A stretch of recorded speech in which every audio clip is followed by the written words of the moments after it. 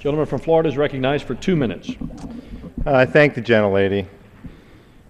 I've been sitting here listening to the chairman talk about the disastrous effects of Obamacare.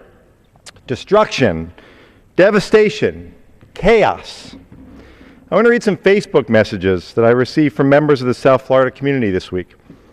One man wrote, "Years ago, I finally scraped together enough money to buy health insurance for my family and purchased it.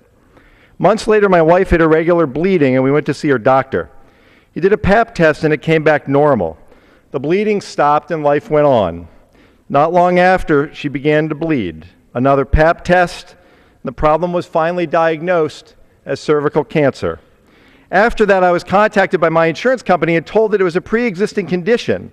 They dropped us, returned my premiums, and paid nothing. I was pauperized trying to pay and keep up with the surgeon for follow-up on my wife. It took years and a willingness to walk away from that debt to recover.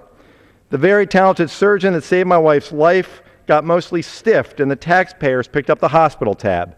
We need, my constituent says, Obamacare." Or how about this message from a woman in Broward County?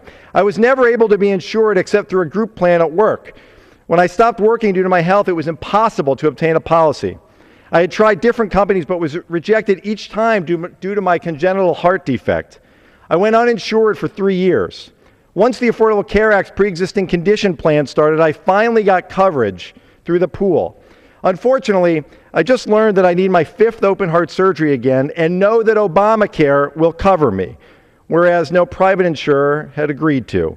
I'm willing to explain the struggles of individuals like myself who were born with pediatric problems but have grown into adults who are not poor enough for Medicaid, not old enough for Medicare, and are always denied private individual insurance.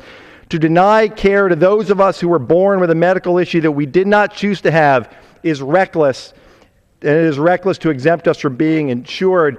Mr. Speaker, what is reckless and destructive and devastating and chaotic is the Republican majority's decision to drive this government to close. There's been enough delay. Too many Americans have been waiting far too long for access to affordable health care. I yield back.